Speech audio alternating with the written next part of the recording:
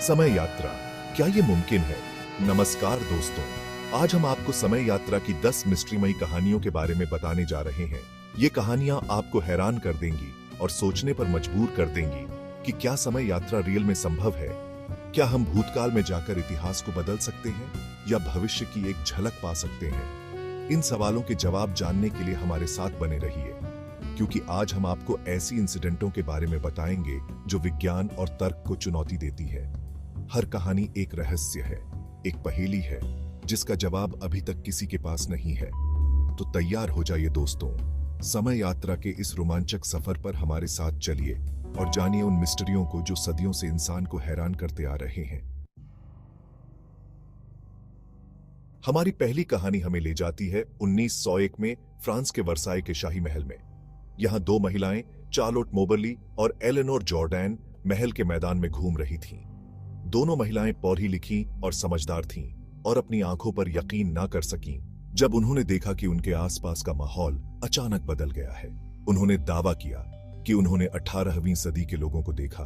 उनके कपड़े, उनका बोलचाल, सब कुछ पुराना था। उन्होंने महल के एक ऐसे हिस्से में भी जाने का दावा किया जो आम जनता के लिए बंद था, जहां उन्होंने फ्रांस की महारानी मैरी एंटोनेट को देखा।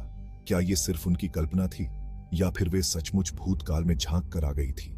इस घटना ने उस समय खूब सुर्खियां बटोरी और आज तक लोग इस पर बहस करते हैं।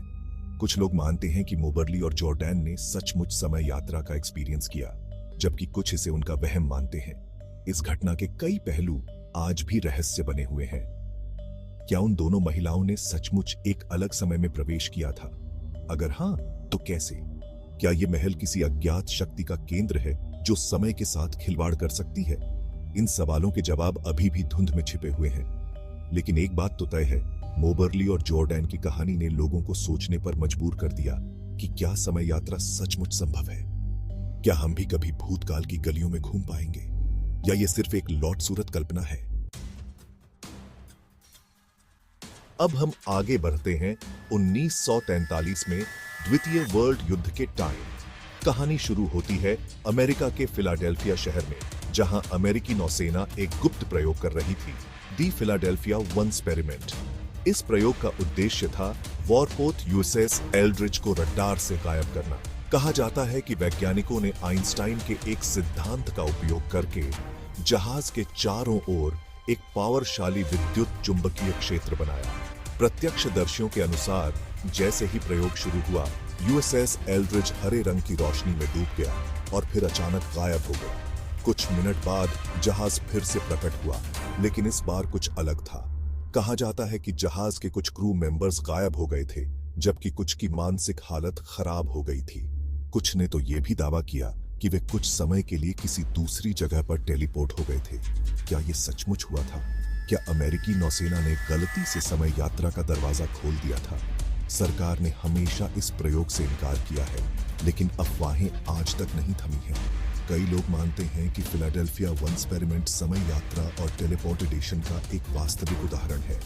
अगर ये सच है, तो सोचिए कि ऐसी तकनीक का क्या परिणाम हो सकता है। क्या हम कभी भी समय और स्थान पर अपनी मर्जी से सफर कर पाएंगे या ये सिर्फ एक खतरनाक सपना है? चैप्टर 3, 1941, समय से आगे का यात्री।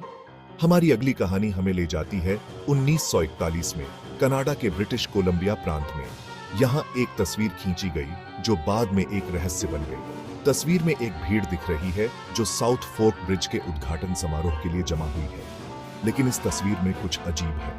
भीड़ में एक आदमी ऐसा है जो बाकी सबसे अलग दिखता है। उसने सन का चश्मा पहना है, एक प्रिंटेड टी शर्ट और उसके हाथ में एक कैमरा है। ऐसे कपड़े और उपकरण जो उस समय बिल्कुल भी आम नहीं थे। कई लोगों का मानना है कि यह आदमी भविष्य से आया एक समय यात्री था। उसके कपड़े, उसका कैमरा, सब कुछ उस समय के हिसाब से बिल्कुल अलग था। कुछ लोगों ने तो यह भी कहा कि उन्होंने उस आदमी को तस्वीर खींचे जाने से पहले गायब होते हुए भी देखा था। तस्वीर को कई बार जांचा गया, लेकिन आज तक ये साबित नहीं हो सका है कि ये आदमी सचमुच एक समय यात्री था या नहीं। क्या ये सिर्फ एक इत्तेफाक है या फिर ये तस्वीर इस बात का सबूत है कि समय यात्रा संभव है? हम सभी जानते हैं कि फोटोएं कभी झूठ नहीं बोलती। तो क्या ये तस्वीर हमें भविष्य की एक झलक दिखा रही है? क्या हम भी कभी ऐसे समय में पहुंच पाएंगे जहां समय यात्रा एक आम बात होगी? चैप्टर 4 1945 फ्लाइट 19 का मिस्ट्रीमय अंत। अब हम एक और मिस्ट्रीमय घटना की ओर बढ़ते हैं जो हुई 1945 में अटलांटिक महासागर के ऊपर। 5 अमेरिकी नौसेना के बम वर्षक विमान, जिन्हें फ्लाइट 19 के नाम से जाना जाता है, एक नियमित प्रशिक्षण उड़ान पर निकले थे। लेकिन कुछ घंटों बाद एयरक्राफ्टों का रेडियो संपर्क टूट गया और वे हमेशा के लिए गायब हो गए। गायब होने से पहले फ्लाइट 19 के पायलट ने एक अजीब संदेश भेजा था। हम अपना रास्ता भटक गए हैं, हमें नहीं पता हम कहां हैं, सब कुछ अजीब लग रहा है। कुछ लोगों का मानना है कि फ्लाइट 19 बरमूडा ट्रायंगल के मिस्ट्रीमय क्षेत्र में प्रवेश कर गया था, जो फ्लोरिडा, प्यूर्टो रिको और बरमूडा के बीच स्थित है। बरमूडा ट्रायंगल को सदियों से जहाजों और एयरक्राफ्टों के गायब होने के लिए जाना जाता है और कई लोग मानते हैं कि ये जगह असाधारण पावरियों का केंद्र है। क्या फ्लाइट 19 भी इन अलौकिक पावरियों का शिकार हो गया था? क्या विमान किसी दूसरे आयाम में चले गए थे? फ्लाइट 19 के गायब होने का रहस्य आज तक सुलझा नहीं है। एयरक्राफ्टों का मलबा कभी नहीं मिला और न ही क्रू मेंबर्स का कोई पता चला। क्या यह घटना इस बात का सबूत है कि हमारी दुनिया में कुछ ऐसी पावरियां मौजूद हैं जिनके बारे में हम अभी तक जानते भी नहीं हैं? चैप्टर 5 1960 क्या अतीत को देखा जा सकता है? अब हम आपको ले चलते हैं 1960 के दशक में इटली के वेनिस शहर में। यहाँ एक पादरी, फादर एर्गनेटी, ने दावा किया कि उन्होंने एक ऐसा यंत्र बनाया है जो अतीत को दिखा सकता है। उन्होंने इस यंत्र का नाम दिया क्रोनोवाइजर।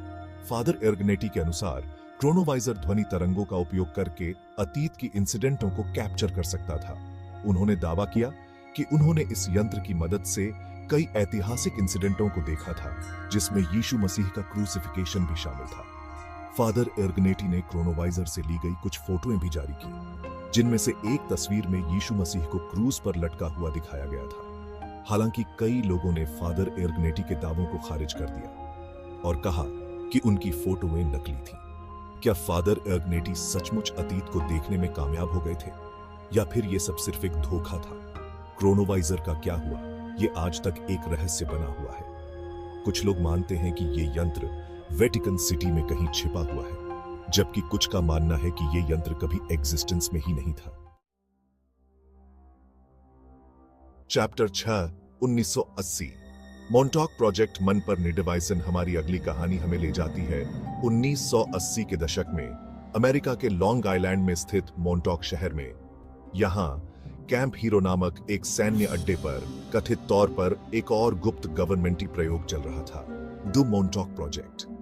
कहा जाता है कि मोंटॉक प्रोजेक्ट फिलाडेल्फिया 1 एक्सपेरिमेंट का ही एक विस्तार था और इसमें समय यात्रा, टेलीपोर्टेशन और मन निर्वासन जैसे विषयों पर शोध किया जा रहा था। इस प्रोजेक्ट से जुड़े कई लोगों ने दावा किया है कि उन्होंने अजीबोगरीब एक्सपेरिमेंटों को अंजाम दिया था, जिसमें लोगों को सम्मोहित करके उन्हें भविष्य में भेजना और अतीत की इंसिडेंटों को फिर से जीना शामिल था। एक व्यक्ति जिसका नाम प्रेस्टन निकोल्स था ने दावा किया कि उसने मोंटॉक प्रोजेक्ट में एक तकनीशियन के रूप में काम किया था।